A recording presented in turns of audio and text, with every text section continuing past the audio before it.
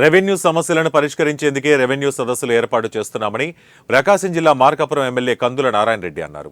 కొనకనమిట్ల మండలంలోని సిద్ధవరం గ్రామంలో రెవెన్యూ సదస్సులో పాల్గొని అనంతరం పొదిలి పట్టణంలోని తహసీల్దార్ కార్యాలయంలో నిర్వహించిన రెవెన్యూ సదస్సులో పాల్గొన్నారు. ఈ కార్యక్రమానికి ముఖ్య అతిథిగా మంత్రి డోలా బాల వీరాంజనేయ స్వామి పాల్గొన్నారు. ఈ సందర్భంగా మంత్రి డోలా బాల వీరాంజనేయ స్వామి మార్కాపురం ఎమ్మెల్యే కందుల నారాయణ రెడ్డి మాట్లాడుతూ తెలుగుదేశం పార్టీ రాష్ట్ర కార్యాలయంలో నిర్వహించిన ప్రజా దర్బార్లో దాదాపు 70% పైగా భూ సమస్యలపైన అర్జీలు వస్తున్నాయన్నారు.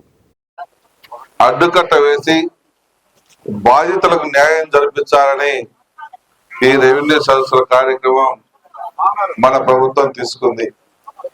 అయితే ఈ కార్యక్రమం ఎప్పుడో తీసుకోవాల్సింది. ఆన్లైన్ కాకుండా మిగిలిపోయినటువంటి తమ భూములు తిరిగి భూ యజమానులు చెందాయి నమ్మకంతో మీరందరూ ముందు మీ యొక్క భరోసా కల్పిస్తామని తెలియజేస్తాము.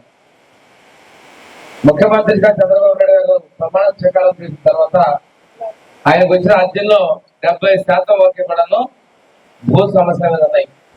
అందుకు వాస్తవంగా ఆగస్టులోనే అలాగే చేసి కూడా రెండవది ఈ పొదిలి పట్టణంలో